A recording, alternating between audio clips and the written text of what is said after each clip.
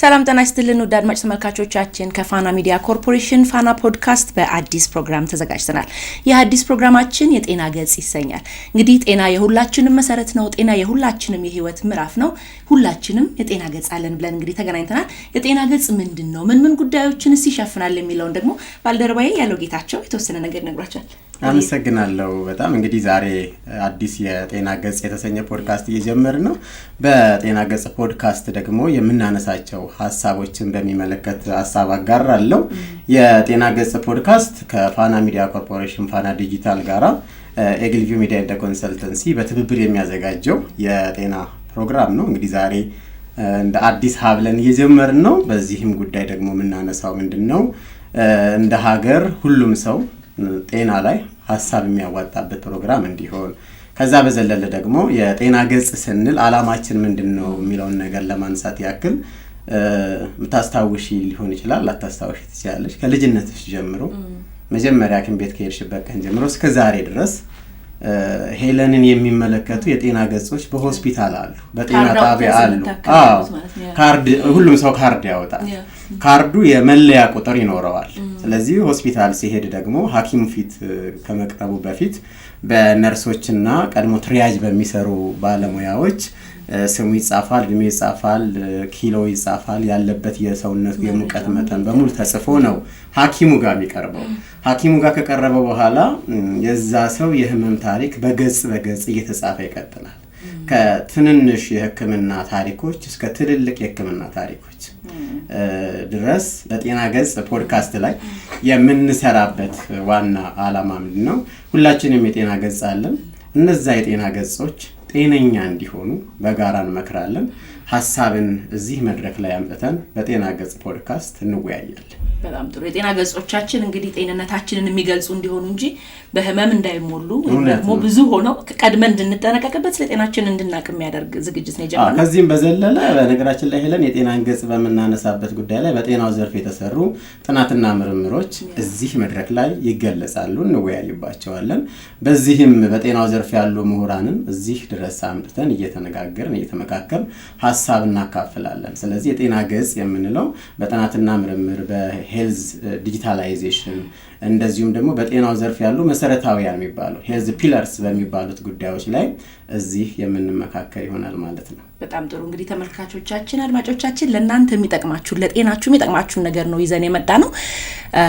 ፕሮግራማችንን እንደምትወዱት ተስፋ አደርጋለሁ። አሁን ለዛሬ እንግዲህ በተለያዩ ጉዳዮች ላይ ልናወራ ካሰብነው ጉዳዮች መካከል ስለ ደም ይመለከታል፣ ወይም ደምን ስለመለገስ ወይም ደግሞ ደምን ስለማከም እናነሳለን። ወደ በኋላ ወደዚህ የምንጋብዘው እንግዳ ይኖራል። ደም በመሰብሰብ ሂደት ውስጥ ያሉ ተግዳሮቶች፣ ፈተናዎች ወይም ደግሞ ደምን በደም ራሱ እንዴት ነው የምናከመው የሚለውን ነገር እናነሳለን። ከዛ በፊት ግን አድማጭ ተመልካቾቻችን እንድታስቡት የምፈልገው ነገር የደም ባንክ ወይም ደግሞ ደም ህልውናው የሆነ ሰው ታውቃላችሁ ወይ ሰምታችሁ ታውቃላችሁ? የደም ባንክ ባይኖር ወይም ደግሞ ደም የሚለግሰው ሰው ባይኖር ህልውናው አጠያያቂ የሚሆንበት ሰው አለ አይደል? እንደዚህ አይነት እንግዳ ይዘን መተናል። ይሄ በጣም እኛም የምንወደው ታሪክ የኢትዮጵያ ደምና ህብረ ህዋስ ባንክ በሚሰጠው አገልግሎት ህይወት እየቀጠለ እንደሆነ የምንረዳበት ባለ ታሪክ አለን። ባለ ታሪካችን እንግዲህ በዚህ ጉዳይ ላይ ብዙ የምታጫወተን ታሪክ ይኖራል። እርግጠኛ ነኝ ተመልካቾቻችንም ብዙ ነገር ከዚህ ታሪክ እንደሚያተርፉ ጋብዛት እንግዲህ ተመልካቾቻችን ከዚህ በኋላ ከኛ ጋር አብራን ቆይታ የምታደርገው ሰላም ናት። ሙሉ ስሟንና ታሪኳን ታስተዋውቀናለች። እንኳን ደህና መጣሽ ሰላም። እንኳን ደህና መጣሽ ሰላም።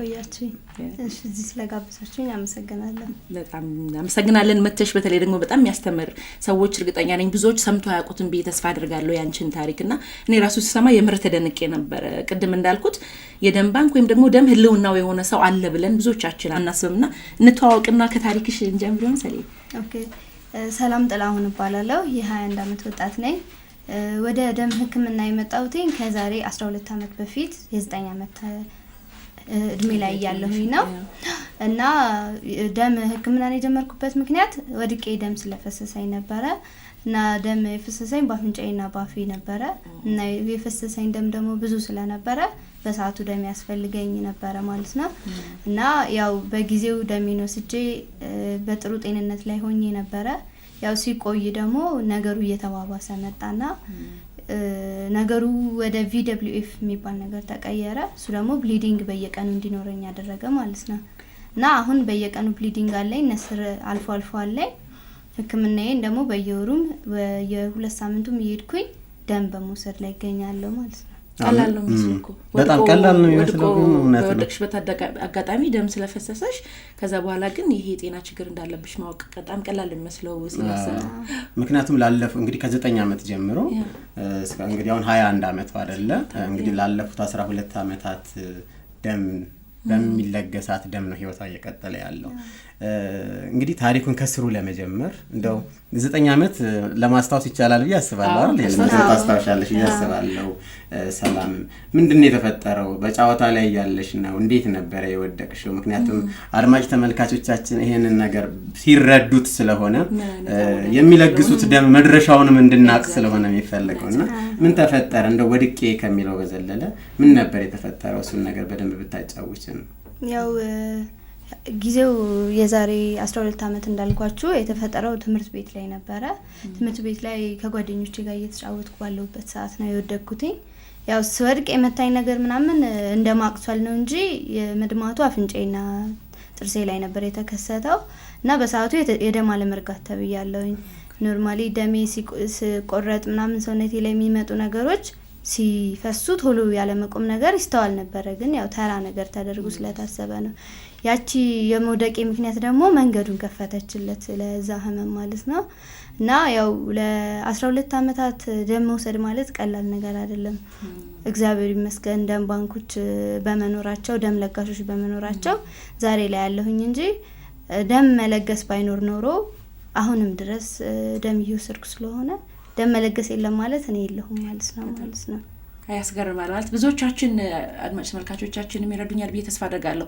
ደም ስንለግስ ወይም ስለ ደም መለገስ ስናስብ አብዛኛው ለወላድ ሴት ብዙ ጊዜ የሚናገረን በርግዝና ወቅት ወይም በወሊድ ወቅት በተራዘመ ምጥ ምክንያት የሚፈጠር ደም ነው የሚመስለን ወይም ደግሞ እንዲህ ትልልቅ ሰርጀሪዎች ኦፕሬሽኖች ሲኖሩ ያው ባካፕ ተደርጎ ተይዞ ስለሚገባ ለሱ ነው የሚመስለና የምሬን ነው የምልሽ ህልውናው እንዲህ የመኖሩና ያለመኖሩ ጥያቄ በደምና በደም ባንክ ላይ ተመሰረተ ሰው እኔም ሰምቼ አላቅም እነሱም አሁን አዲስ ይሆንባቸዋል ብዬ ተስፋ አደርጋለሁና ምን ያሰጋሻል ማለት በህይወትሽ አሁን እንዳልሹ ነው የደም ባንክ ባይኖር ወይም ደግሞ ደም ባንክም ኖሮ የደም የሚሰጡ ሰዎች ቁጥር መቀነስ ሰዎች በተፈለገው ልክ ደም ባንክ ሄደው ዶኔት አለማድረጋቸው እነዚህ ነገሮች ያሰጉሻል?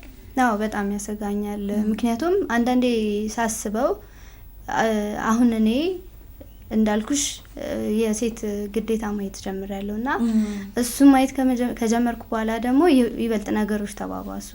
ኢፌክት አለው እሱም የአባባ ጊዜም የደም መፍሰሱ ችግር ያመጣብሻል? አዎ ያባብሳልና አሁን በፊት ላይ እንደውም በ3 ወር ሆኖልኝ ነበር ደም ወስደውና እሱን ማየት ከጀመርኩኝ በኋላ ደግሞ አሁን በቃ መንዝሌ እየሄድኩኝ መውሰድ ጀመርኩኝ ማለት ነው።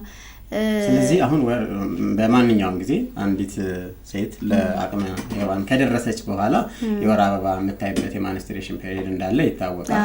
እሱ ራሱ የደም ፍላጎት መጠኑን ወይም አንቺ የምትወስጂውን የደም ፍላጎት መጠን ይጨምራል። ከዚህ በፊት በ3 ወር በ6 ወር በአመት በተለያየ ጊዜ ነበር የምትወስጂው። አሁን ግን በተከታታይ በየወሩ ትወስጃለሽ። ከዚህ ጋር ተያይዞ እንግዲህ ትማሪያለሽ። ዘንድሮ ደግሞ የኮሌጅ አንደኛ ዓመት ተማሪ እንደሆንሽ አውቃለሁ። ከዚህ ጋር ተያይዞ እንግዲህ ከትምህርት ጋራ በዛ ላይ ደግሞ በኢትዮጵያ ደምና ሕዋስ ባንክ አማካኝነት በጎ ፈቃደኞች የሚዘረጓቸው እጆች አሉ። የሚዘረጓቸው እጆች ምንድነው? በቅንነትና በበጎነት በሚዘረጉ እጆች አይደለ ደም የሚቀዳው። ከነዚህ ከተዘረጉ እጆች የሚቀዳ ደም የሰላምን ህይወት ያስቀጥላል። አንዳንድ ሰዎች በቅንነት የሚሰጡትኝ ደም እንደው በበጎነት እጃቸውን ሰጥተው የሚቀዳው ደም እንደዚህ የሚታይ የሚዳሰስ ቆሞ የሚያወራ ሰው እንድናይ ያስችለናል በነገራችን ላይ እና ይሄ ታሪክ ከምንናገረው ታሪክ የበለጠ ነው። አንቺ ጋራ ህመሙ አለ፣ አንቺ ጋራ ቻሌንጅ አለ። ይሄንን ነገር ለማንሳት የፈለኩት ለምንድነው በዚህ ሂደት ውስጥ ደግሞ የትምህርት ስርዓት ውስጥ እየተማርሽ ነው። ጎበዝ ተማሪ እንደሆንሽ በግሌ ማውቃለሁ። ከዚህ ጋራ ተያይዞ ታዲያ እንዴት ነው አንድ ላይ ያስኬድሽ ያለሽ? አሁን ላይ የኮሌጅ ተማሪ አልነበረ መሆን የነበረብኝ ተመራቂ ነበረ መሆነው። አሁንም ተስፋ ሳልቆርጥ እዚህ እንድደርስ የሚያደርገኝ እታመማለሁ፣ ትምህርቴ ይስተጓጎልብኛል፣ አቆማለሁኝ። ግን ደግሞ ቢያንስ ተስፋ የሌለው አለ። እኔ ግን አንድ ተስፋዬ ደም ማግኘቴ ነው። ስለዚህ ያቺን ደም አገኛለሁ። ለምን የሞት ጫፍ ላይ አልደርስም? ደም ሳገኝ እኔ ራሴ አውቀዋለሁ፣ ራሴ ላይ ፊል አደርገዋለሁ። ደም ከመውሰዴ 5-6 ቀን በፊት ያሉት የኔ ማንነትና ከወሰድኩኝ በኋላ ያለው ደግሞ ይለያያል። በጣም መድከም፣ አቅም ማጣት፣ መነጫነጭ አለው። ያው እሱን ብዙ ካጠገቤ ከጎን ያሉ ሰዎች ይረዱታል። እና ሌላ ደግሞ ያስተጓጎለብኝ ነገር ቤተሰብ ላይ ኢኮኖሚ ላይ በጣም ችግር ፈጥሯል። ማዘር በኪራይ ነው 20 ምናምን አመት ያሳለፈችው። ያንኑ ለአመት ስታሳልፍ የኪራዩ ላይ ደግሞ ምን ተጨመረ? የኔ ህመም ተጨመረ። 2-3 ወር ለህክምና ከኔ ጋር ማሳለፍ ማለት ከባድ ነው። የሰፈር ሰው የቤት ኪራይ ብዙ ጊዜ ነው የሚከፍልላት። አባቴ በህይወት እያለ እሱም ያግዛት ነበረ። ከዛሬ 4 አመት በፊት ደግሞ አባቴም በመኪና አደጋ ሳጣው ነገሮች ይበልጥ ተጫጫኑባት ማለት ነው። እና ለዚህ ሁሉ ግን ተመስገን እላለሁኝ። ምክንያቱም አሁንም ቢሆን እኔ እሷን የጎደለባትን ነገር ኖሬ እንደማደርግላት ተስፋ አደርጋለሁ። ይህም ደግሞ የሚሆነው አሁንም ደም ለጋሾች ደም ከለገሱ እኔም በማገኘው ደም ነው።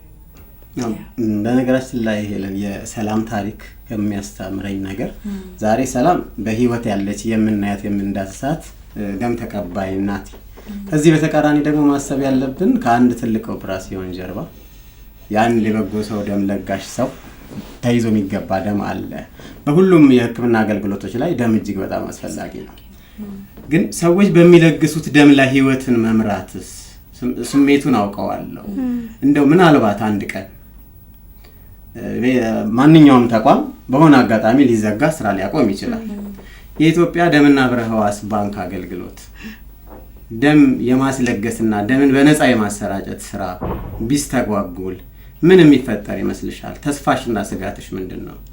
እኔ ደም ሳጣ የሚሰማኝ እንዳልኳችሁ 5-6 ቀን በፊት እንደዛ የሚሰማኝ ስሜት ሲባባስ ደግሞ ደርሶም በጣም ትልቅ ጉዳት ላይ አድርሶኝ ሆስፒታል ምገባባቸው ጊዜዎች አሉና ማሰቡ ብቻ ይከብደኛል። ምክንያቱም ደም የለም ማለት እኔ የለሁም ማለት ስለሆነ ሰላምን እዚህ አምጥተን ይሄን ጥያቄ ሳንጠይቃት እንዳይቀር ጥያቄ ላንሳ። ከ9 አመትሽ ጀምሮ እዚህ ህይወት ውስጥ ማለፍ ጀመርሽ። ከዛሬ 4 አመት በፊት ደግሞ በትራንስፖርት አደጋ ምክንያት አባትሽን በህይወት አጣሽ። ለደም አቅርቦት እጅግ በጣም አስፈላጊ ከሚሆኑ ነገሮች መካከል ደግሞ በትራንስፖርትና በድንገተኛ አደጋዎች የሚፈጠሩ ችግሮች ናቸው። እንደውም ደም መውሰድ የሚገባኝ ሰሞን ሲደርስ አካባቢ ያሉ 5 ቀኖች እና ደም ከወሰድሽ በኋላ የሚኖር የመጀመሪያው ቀን ሰውነቴ ሲድን ይታወቀኛል ያልሽው ስሜትና ከዛ በፊት የነበሩ 2-3 ቀኖች ምን ይመስላሉ? እና ደም በማግኘት ውስጥ ደግሞ የምታርፊው ምን ያህል ነው? ጤንነት የሚሰማሽ ምን ያህል ነው? ይሄንን በእኔ በኩል አንድ ጥያቄ ባነሳ ብዬ ነው። አዎ ይሄንን አሁን ጓደኞቼ ይረዱታል።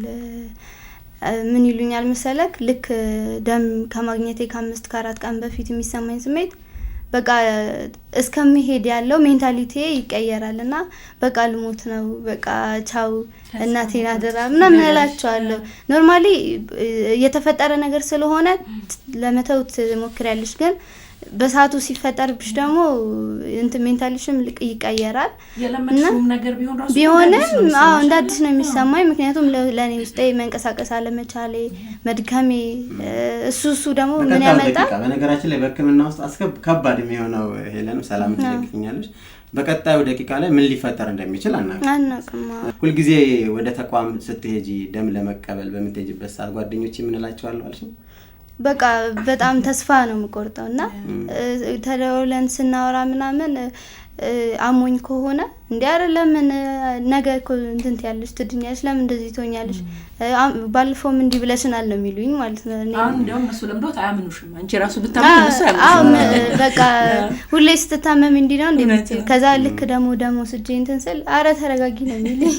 በጣም ነው የምፈጥነው ማለት ወደ ራሴ እመለሳለሁ፣ እንትን እምላለሁ፣ ተስፋዬም ይቀጥላል፣ ሀሳቦቼን አላማዬን ምናምን እንደ አዲስ ነው ድጋሚ እንትን እምላለሁ።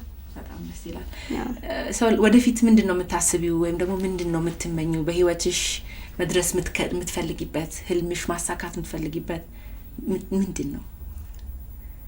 እኔ እውነቱን ለመናገር አሁን ካሳለፍኩት ህይወት አንፃር እንዳልኳችሁ ልኑርም ልሙትም አሁን ላይ የሚያሳስበኝ አይደለምና ከኖርኩኝ ለእናቴ ነው መኖር የምፈልገው።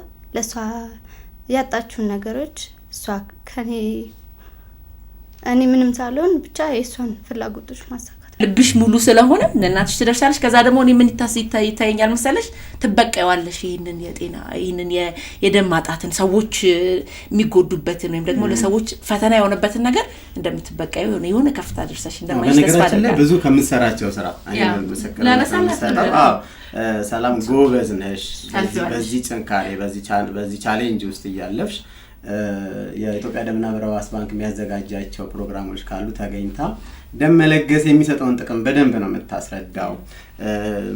ዛሬ እንደዚህ እንደምታለቅሽው አይደለም፣ ነገ ይሄንን ፕሮግራም አይተው ብዙ ሰዎች የሚለግሱት ደም መድረሻውን ያዩ ይመስለኛል በዚህ ዝግጅት። በነገራችን እና አድማጮቻችንና ተመልካቾቻችን እንድትረዱት የምንፈልገው ዛሬ ሰላምን እዚህ አምጥተን በዚህ ደረጃ እንድንወያይ የፈለግንበት ዋና ምክንያት ምንድነው?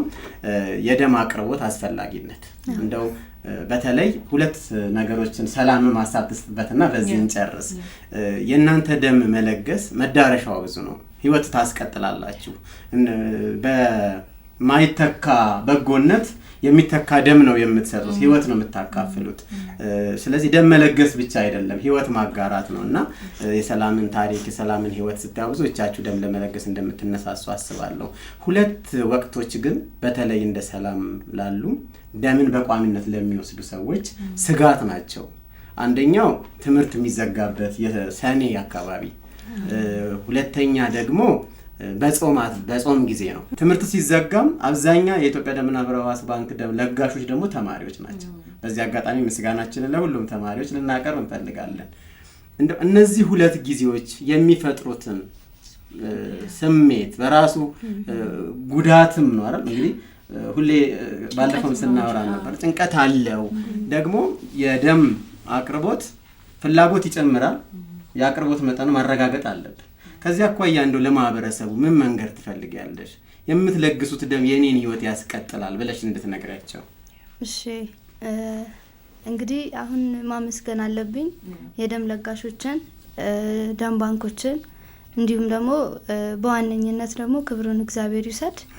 አሁንም እኔ እዚህ ቆሜ ያለሁኝ እንደሰማችሁትም ደግሞ የእናቴን ነገር ለማሳካት ህልሟን ለማኖር እኔ መኖር አለብኝና አንድም እኔ እንድኖር ደም መለገስ አታቁሙ። እንዲሁም ደግሞ የሌሎች ብዙ ባለተስፋዎች የብዙ ቤተሰብ አባላትን ህይወት ማዳን አለባችሁ፣ መታደግ አለባችሁ። ላለው ደም መለገሳችሁን አታቁሙ። እናመሰግናለን ሰላምዬ። ማህበረሰቡም እንግዲህ የሆነ እውቀት አግኝቷል ብዬ ተስፋ አደርጋለሁ። ኢንስፓየር የሚያደርግ የሚያነሳሳ ታሪክ ነው ያለሽ። መዳረሻው የደም መዳረሻ መጨረሻው የት እንደሆነ እንዲያውቅና ያንቺ መኖር አንቺ ብቻ አይደለሽም። እንግዲህ እንዳንቺ አይነት በጣም ብዙ ሰዎች አሉ ህልውናቸው ደም በደም ላይ የሆነ ሰው የነሱም ህልውና የሚያስቀጥለ ተግባር እየሰሩ እንደሆነ ከበጎነት ባሻገር ደጋግመን እንዳልነው ከራስ መቆረስ ስለሆነ በደንብ የሚጠቅማቸውን እውቀት እንዳገኙ ተስፋ አደርጋለሁ። መተሽ ታሪክሽን ስላካፈልሽን በጣም ነው እናመሰግናለን። እናመሰግናለን ሰላም። ደግመን እንገናኛለን በሌላ ፕሮግራም። እሺ፣ እኔም አመሰግናለሁ ስለጋበዛችሁ።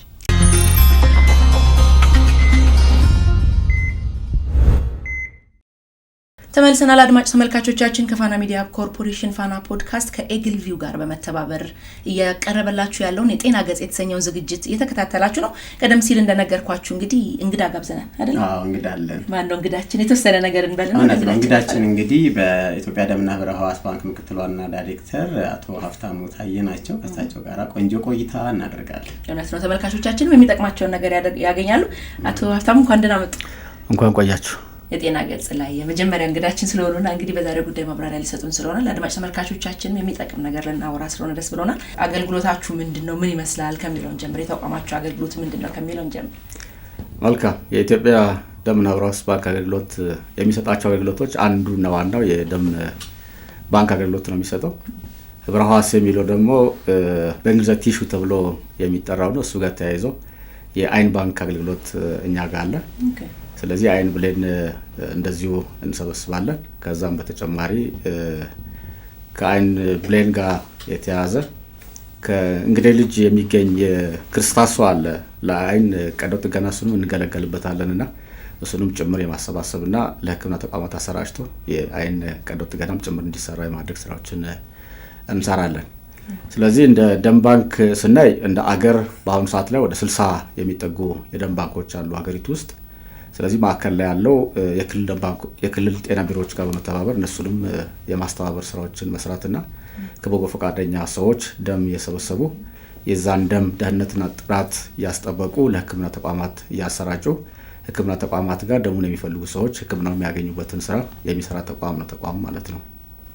መልካም። እንግዲህ የደም አገልግሎትን በመናነሳበት ሰዓት ዛሬ ባለ ታሪካችን ሰላም ከዚህ በፊት አብራን ቆይታ አደረገች። ሰላም ላለፉት 12 ዓመት የደም ተቀባይ ሆና በሚለገስ ደም ነው ህይወቷ እየቀጠለ ያለው። የኢትዮጵያ ደምና ህብረ ህዋስ ባንክ አገልግሎት በተለይ ከህክምናው ጀርባ እንደ ሀገር ከሚሰጡ ትላልቅ የህክምና አገልግሎቶች ጀርባ ያለው አስተዋጽኦ እንዴት ይገለጻል? መልካም።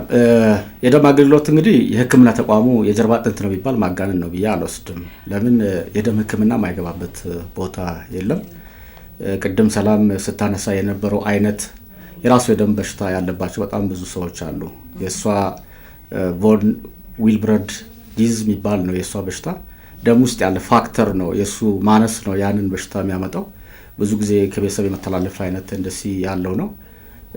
ሌሎችም እንደዚሁ የፋክተር ማነስ በሽታዎች አሉ በጣም ብዙ ሰዎች ጋር፣ በተለይ ወንዶች ላይ በብዛት የሚከሰት ሄሞፊሊያ የሚባል በሽታ ልክ የእሷ አይነት ገና ከህፃነት ጀምሮ የመድማት አጋጣሚ የሚገጥማቸውና ህይወታቸው ሙሉ የደም ህክምና ላይ የሚቆዩ ደሙ ማያገኙ ከሆነ ቅድም ሰላም ስታነሳ እንደነበረው ለህይወታቸው አስጊ የሚሆንበት ደረጃ ላይ የሚገቡ በጣም ብዙ ሰዎች ናቸው ያሉ።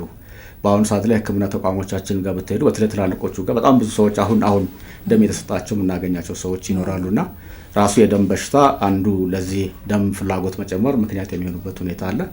ሌላው ማንኛውም ከፍተኛ የሆነ ቀዶ ጥገና ደም አቅርቦት ሳይኖር አይደረግም።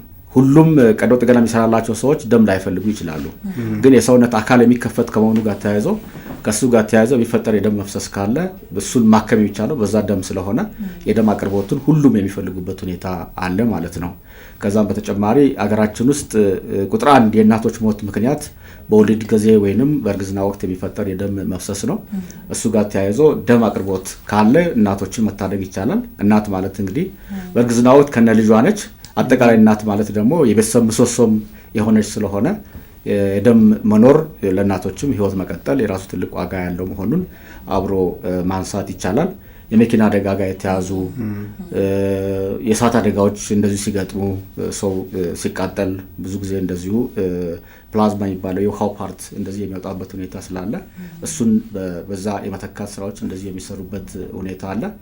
አሁን ደግሞ ተላላፊ ያልሆኑ በሽታዎች በስፋት የሚከሰቱበት ሁኔታ አለ። በተለይ አሁን የካንሰር ሁኔታን ስናይ የጤና ሚኒስቴርና ጤና ቢሮዎችም ህክምናውን የማዘመንና የማስፋት ስራዎች በስፋት የተሰሩ የመጡበት ሁኔታ አለ። እሱ ጋር ተያይዞ የካንሰር ህክምና ያለ ደም አቅርቦት ሊሆን የሚችል አይደለም። የሚሰጡ መድኃኒቶች ራሳቸው በባህሪያቸው የደም ህዋሶችን የመጉዳት ባህሪ አላቸውና ከሱ በተጨማሪ እንደ ሰፖርቲቭ ወይንም እንደ ድጋፍ ደም የሚፈልጉበት ሁኔታ ስላለ ህክምና ተቋም ላይ አሁን ጥቁር አንበሳ በአንድ ቀን አንዳንዴ እስከ 120 ፕሌትሌት የሚባለውን የደም ተዋጽኦ የሚፈልግበት ሁኔታ አለ። ሌሎች አጠቃላይ ደም ጋር ተያይዘው ከሱ በላይ ቁጥር የሚፈልግበት ሁኔታዎች ጨምራሉና የደም ፍላጎቱ እንደ ሀገር ስናይ በጣም ሰፊ ነው ተብሎ ሊነሳ የሚችል ከህክምና አንጻር ስናይ የውስጥ ደዌ በሽታም ቀዶ ጥገና የሚፈልግም የራሱ የደም በሽታዎችም እንደዚሁ ብዙ ጊዜ የደም አቅርቦትን የሚፈልጉበት ሁኔታ ስላለ የህክምና ተቋሙ የጀርባ አጥንት ነው ብለን ብናነሳ አይ ቲንክ ማጋነን ነው ብዬ አላነሳም ማለት ነው። ስለዚህ ወሳኝ ነው የደም አቅርቦት ህክምና ተቋማችን ላይ። እነዚህ ሁሉ ህመሞችም ሊሆኑ ይችላሉ፣ የተፈጥሮ አደጋዎችም ሰው ሰራሽ አደጋዎች ሊሆኑ ይችላሉ፣ በደም ነው የሚታገዙት እና which is በጣም ብዙ ደም ያስፈልጋል ማለት ነው። ከምን ማለት የጠቀሷቸው የህመም አይነቶችና አደጋዎች ምን ያህል ደም እንደሚፈልጉ እያሰብኩ ነበርና አቅርቦቱ ወይም ደግሞ የማግኘት እንትናችን እንዴት ነው? እንደ አገር ለመሰረታዊ ለሆነው አገልግሎት በቂ ነው ተብሎ የሚታሰበው የደም መጠን የዓለም ጤና ድርጅት ያስቀመጠው መስፈርትን ብናነሳ ቢያንስ የሀገሪቱ 1% ማህበረሰብ ደም ሲለግስ ነው ብሎ ያስቀምጣል። ይሄ ለመሰረታዊ አገልግሎት ነው። ደርሰናል ቢያላሰብ ለመሰረታዊ አገልግሎቱ ነው እሱ። ያ ማለት እንግዲህ የኛ ማህበረሰብ በአሁኑ ሰዓት ላይ ከ120 ሚሊዮን 30 ሚሊዮን አካባቢ ስለሆነ በአመት 1.3 ሚሊዮን አካባቢ ደም ያስፈልጋል እንደማለት ነው። መሰብሰብ አለበት እንደማለት ነው። ግን አድቫንስድ የሆኑ ህክምናዎች ሲጨመሩ ደግሞ ከሱ በላይ ጨምር ነው የሚፈልገውና ከእሱ አንጻር ፍላጎትንና አጠቃላይ ሕክምና ተቋማት ያሉ ፍላጎትንና የኛ አቅርቦትን ስናመዛዝ ነው አሁን በቂ ነው ተብሎ ሊነሳ የሚችል አይደለም። ምንድነው ታዲያ ሀብታሙ በደም አቅርቦትና ፍላጎት ያለመመጣጠን ችግር ምንድነው? እንደ ተቋም የተለዩ ማሳቦች ካሉ በተለይ ጾም ወቅትን አይደል አሁን ያለንበት ጊዜም ከዛም ጋር ተያይዞ እንዲነሳ ስለምንፈልግ በሆስፒታል ውስጥ የደም ፍላጎት ብዙ ነው፣ አቅርቦት ደግሞ ዝቅተኛ ነው። የኢትዮጵያ ደምና ህብረ ሕዋስ ባንክ አገልግሎት ደግሞ ደምን በነፃ ተቀብሎ በነፃ ነው አሁንም የሚያደርሰው የሚጠበቀውም እንደዛ ስለሆነ፣ ስለዚህ በዘርፉ ላይ የአቅርቦትና የፍላጎት አለመመጣጠን ችግር ለመፍታት ምን እየተሰራ ነው ማለት እንችላለን? መልካም እንግዲህ ያው ደም የምናገኘው ከሰው ልጆች ነው። ሰው ልጆች በበጎ ፈቃደኝነት የሰዎችን ህይወት ለማስቀጠል አካፍለው የሚሰጡት አካል ነው እንግዲህ ደም ልገሳ ብለን ስንጠራ። ተፈጥሮ ሲፈጥረን በቂ የሆነ አለን ለሰዎች ማካፈል የምንችለው እንደ ሌሎቹ ማቴሪያል አይነት አይደለም። ደምና አንድ ሰው በአቨሬጅ 5 እስከ 6 ሊትር አካባቢ ደም አለው ተብሎ ይወሰዳልና እዛ ውስጥ አሳልፎ እንዲሰጥ የሚጠበቀው የሚሪንዳ ጠርሙስ መታከል 350 ሚሊ ሊትር ወይንም ትንሽ ከሷ ከፍ ያለች 450 ሚሊ ሊትር 450 ሚሊ ሊትሩ ከተለገሰ ያንን ለሶስት ሰዎች ህይወት ማዳን የደም ተዋጽኦ እናወጣና ለሶስት ሰዎች አንዳንዴ ለአራት ሰዎች ቅድም አሁን ሰላም ስታነሳ ለነበረው አይነት ህክምና የምትሰጥ በጣም ትንሽ አማውንት አለች ክራዮፕሪሲፒቴት ምትባል ያን ስናደርግ ለአራት ሰዎች ጭምር አንድ የተለገሰውን ደም ማድረስ የሚቻልበት ሁኔታ አለ። ስለዚህ ማመጣጠኑ ጋር የተያዘው ጉዳይ ዋናው የሰው ልጆችን ባህሪ ለውጥ እንዲኖራቸው አድርጎ የሰው ልጆችን ግንዛቤ በደም ፈጥሮ የደም ልገሳው ባህል እንዲሆንና ያላቸውን እያካፈሉ ህይወት የመቀጠል ሁኔታ ላይ የምንሰራው ስራ ጋር የተያዘው ትልቁ ቦታ የሚይዘው ማለት ነው። ስለዚህ የግንዛቤ ጉዳይ ነው በጣም ትልቁ ቦታ የሚይዘው። ያም ሆኖ ግን ያው አመት የተሻሻለ የመጣ ነገር አለ ብለን ብናነሳ ደግሞ ማጋነን አይሆንም። በዚህ አመት 7 ወር ውስጥ ለምሳሌ እንደ አገር ወደ 290 ሺህ አካባቢ ደም ሰብስበናል። ያ ያቀድነው ወደ 320 ሺህ አካባቢ ይሆናል ብለን ነው። ወደ 90% ከቅዳችን አንጻር ኦልሞስት ማሰባሰብ ይቻልበት ሁኔታ አለ። አምና ከሰበሰበው አንጻር ይሄን ስናወዳድረው ወደ 40 ሺህ አካባቢ ጭማሪ አለው። ስለዚህ አመት የተሻሻለ የመጣ ግንዛቤ ማለት የተሻሻለ የመጣ የደም ልገሳን በአንድ በኩል አለ። ግን ይሄም አሁንም ፍላጎትን ያሟላ አይደለም በሌላ በኩል ስናነሳ ማለት ነው። ስለዚህ እሱ ጋር ያይዘን የደም እጥረት የሚገጥሙ ወቅቶች አሉ። በተለይ ቀደም ሰላም ጋርም ስትነጋገሩ ያነሳዋቸው ለምሳሌ ክረምት አካባቢ ላይ ትምህርት ቤቶች ዝግ ይሆናሉ በአንድ በኩል፣ በሌላ በኩል የአየር ጸባዩ ጋር የመቃየር ሁኔታ ስለሚኖር ክረምት ቁሩ አለ፣ ዝናቡ አለ። እሱ ጋር ተያይዞ የደም ለጋሽ በስፋት ለማግኘት የምንቸገርበት ሁኔታ አለ። እሱ ጋር ተያይዞ አሁን የበጎ ፈቃድ ስራ ክረምት ላይ ላውንች የተደረገ በሁሉም ተቋማት የሚሰራ ስላለ ወጣቶችን አሳትፈን ክረምት ላይ ችግር እንዳይሆን የማድረጉ ነገር አምና ታቻምና በጥሩ ደረጃ ላይ ኦልሞስት ማለፍ የጀመርንበት ሁኔታ አለ። እኛ ተቋምም መጣው አስተውሳለሁ ያ ሁሉም ነው ኦልሞስት እየተሳተፈው ዛኔ ቅድም እየተያዘ እንደ ተቋም ነውና ደሙሰድ የሚል ነገር ጭምር ኦልሞስት ልምድ የሆነ የመጣ ነገር። በነገራችን ላይ በዚህ ረገድ ማህበረሰብ መፍጠር የተቻለ ይመስለኛል። ምን ለማለት ፈልጌ ነው? አንዳንድ መስሪያ ቤት ላይ በማህበር በግሩፕ ልደት እንኳን ሲያቀርቡ ሰብሰብ ብለው ኑና ደም ውሰዱ የሚል ጥሪ ማስተላለፍ የጀመሩበት ሁኔታ አለ። እንግዲህ ይሄንን ባህል ግን ለምንድነው ወደ ዘላቂ የደም ለጋሾች ማሳደግ ያልቻል ነው የሚለውን ደግሞ እንደ ችግር ብናነሳው ጥሩ ነው። ዘላቂ የሆነ ያልተቆራረጠ በአመት 4 ጊዜ በየ3 ወር ወደ መለገስ ስርዓት የማስገባት ሂደት ላይ ምንድነው እንቅፋት የሆነው? ይህንን ሲስተም ከማስገባትና ማህበረሰቡ ልምዱ ባህሉ እንዲያደርገው ከማስቻል አኳያ ፈተናዎቹ ምንድናቸው? እንግዲህ የማህበረሰብ ግንዛቤን መፍጠር ጉዳይ አይ ዶንት ቲንክ ሲምፕል አይደለም። በጣም ብዙ ስራዎችን ይፈልጋል።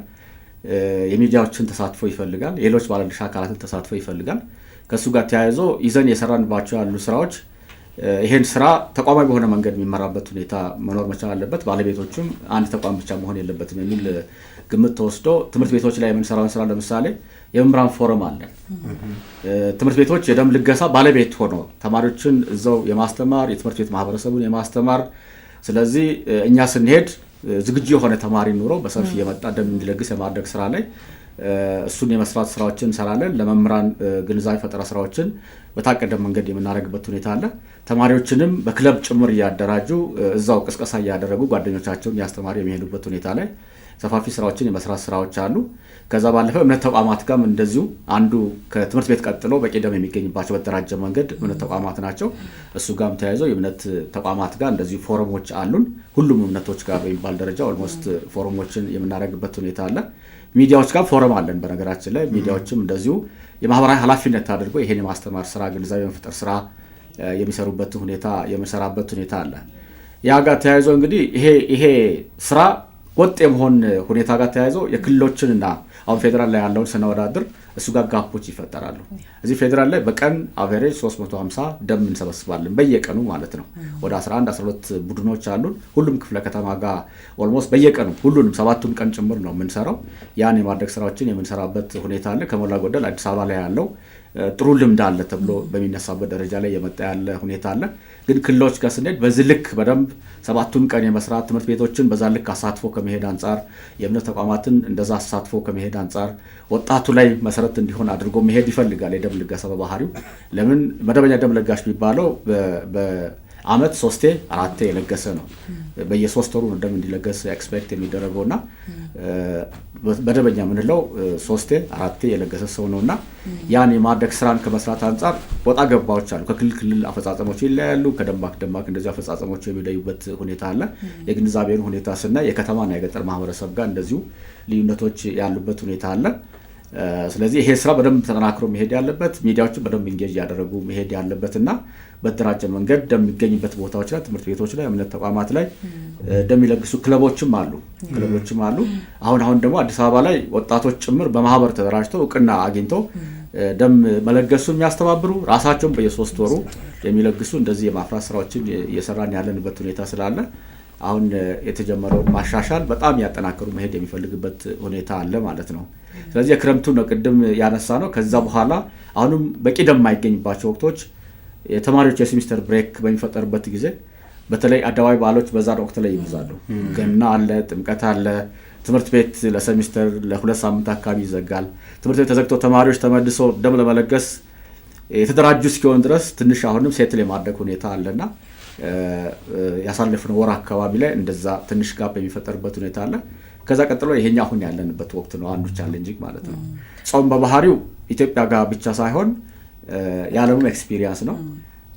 በተለይ የኛ ደግሞ የክርስትናውም የእስልምናም አንድ ተደርቦ የመምጣት ሁኔታ ይገጥማል። የዚህን ዓመት አሁን ብናነሳ ኦልሞስት መጀመሪያው ሳምንት ላይ ነው አንድ ላይ ተደርቦ የመጡት። እሱ ጋር ተያይዞ በባህሪውም ሰው እየጾመ ደም አይለግስም። አይፈቀድም።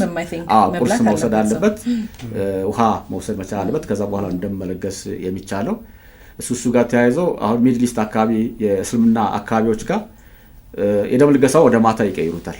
ካፍጥር በኋላ ማታ ላይ ደም ልገሳው የሚያደርጉበት ለምን ኢንታይርሊ ሙስሊም የሆነበት ቦታ ላይ ቀን ደም ማግኘት ያስቸግራል ማለት ነው። እኛ ጋር ያለው የተቀላቀለ ስለሆነ እዛም እዚህም ያደረገ የምንሄድበት ሁኔታ አለ።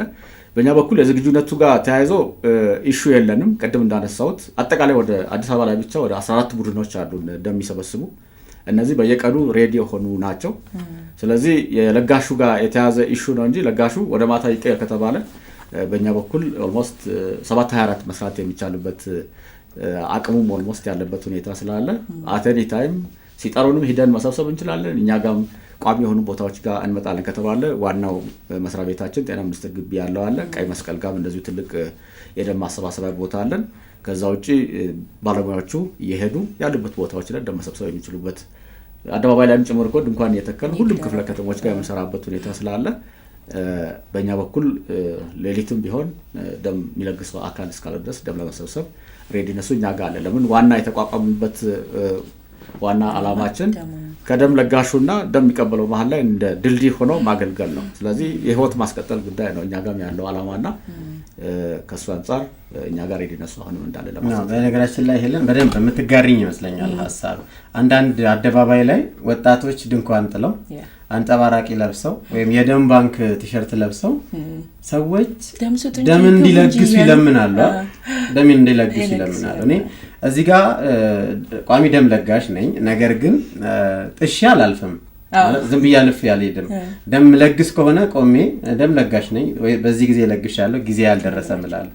ያለዛ ግን ምንድነው ማድረገው? ገብቼ አርፌ ወንበር ሰጥተውኝ የደም ልኬቴን ቼክ አድርጌ ደም ግፊቴን ቼክ አድርጌ ሰላም ብያቸው እወጣለሁ። እነዚህ አይነት ነገሮች ምንድናቸው? እነዚህ ሰዎች የቆሙት ለበጎነት ነው። አንተ ደም ስትለግስ ህይወት ይቀጥላልና ህይወት እንዲቀጥል አግዘኝ እያለው ነው። ያ በጎ ፈቃደኞች ናቸው አይደል? አቶ ሀብታሙ እንደ ማህበረሰቡ የሚገነዘብበት መልኩ እንዲስተካከልም ስለምፈልግ እነዚህ ልጆች እዛ ጋር የቆሙት ሰራተኞችም ስለሆኑ አይደለም።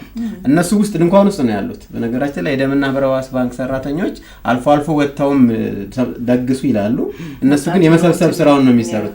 በጎ ፈቃደኛ ወጣቶች፣ በቃ መልካም ማድረግ የሚፈልጉ ወጣቶች ደግሞ ጥላ ይዘው በዝናብ በፀሐይ ላይ ቆመው ሰዎችን ይለምናሉ። ይሄ ነገር እንደው እስከ መቼ ነው የሚቀጥለው? እንደ ማህበረሰብ እኮ መንቃት፣ ይሄን በቀጣይ ደም ተለጋሽ ማን ነው የሚለውን ነገር ብናስብ ከዚህ ስቱዲዮ ስንወጣ ወይንም አሁን ከዚህ በኋላ ቀጣይ ደም ተለጋሽ ማን እንደሆነ አናውቅ። ስለዚህ ደም ስንለግስ ሁል ጊዜ ማሰብ ያለብን ራሳችንን ነውና እንደው ይሄንን ነገር ዲጂታላይዜሽን ከማስቀጠል አኳያ ለምሳሌ ደም ዛሬ ከለገስኩኝ የዛሬ 3 ወር ጠብቆ እንደዚህ የዛሬ 3 ወር ደም ለግሰው ነበረ ዛሬ ደም የሚለግሱበት ቀን ነው ብሎ ሪማይንድ ከማድረግ አኳያ ሰዎችን ሞቲቬት ከማድረግ አኳያ ሰርቲፋይ ከማድረግ አኳያ ምን እየተሰራ ነው? መልካም ያ ቅድም ያልከው አንድ ሀሳብ ማን ደሙ እንደሚቀበል አይታወቅም ያልከው ነገር ኢሚዩን አይደለንም ሁላችንም ለዛ ጉዳይ።